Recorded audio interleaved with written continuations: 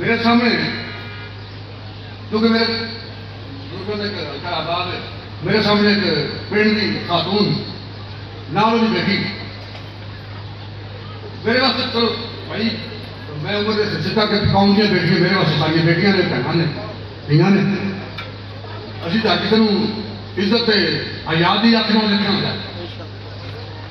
वो खातून जी बेटी नाल सी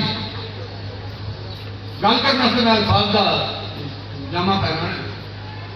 वरना इन अल्फाज की मैं जरूरत नहीं क्योंकि मैं गल करनी चाहता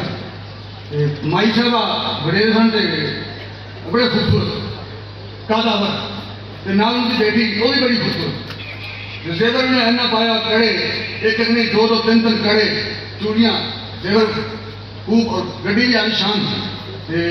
एक साइड से मेरे को जी खातून बैठी थी ना वो जनाब बिल्कुल किसी अदना घराने की औरत 5-4 साल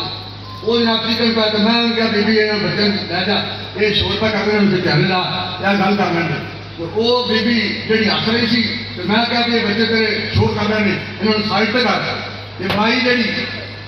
बड़े अच्छे घर की नजर आ रही थी जेवर भी कहने गड्डी भी शानदार ड्राइवर नाल बेटी जेवर नाला रास्ता वो माई रोन लग गई देखो बेटी बेटी शादी में 12 साल हो गए औलाद कोई नहीं तो हूँ तो साई कहता तो मैं देखना नहीं चाहता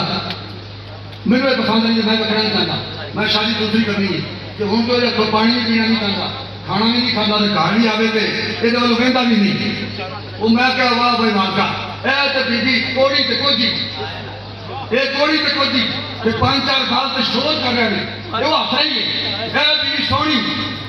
जेवरी नालिया रास्ता है गड्डी भी सोनी पर मालिक पसंद नहीं करता ये सुबह आ गई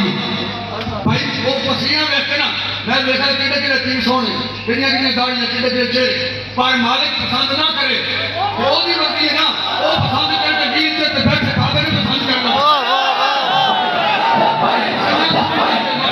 कोई नहीं कई सोने के मथे कोई नहीं कई कोजियां केसर विनियां नहीं मालिक जिन्होंने पसंद कर ले वो कोजी और सोने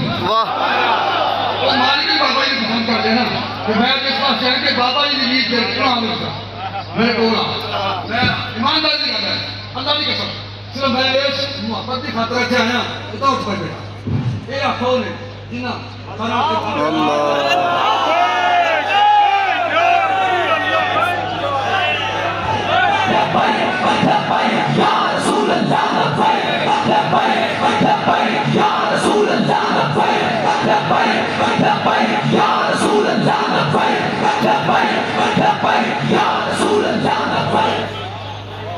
पिया जी चाहे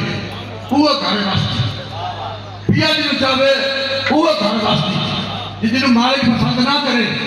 वो जी सोनी मर्जी हो मेकअप जितना मर्जी हो जेवर जितना मर्जी हो घराना भी हो मालिक पसंद ना करे तो कोटी बंद नहीं भावे कोई ही हो गड्डल पाने का चार्ज ना हो जेवर ही ना हो मालिक जिन्होंने पसंद करे स्वास्थ्य हो सुहागण हो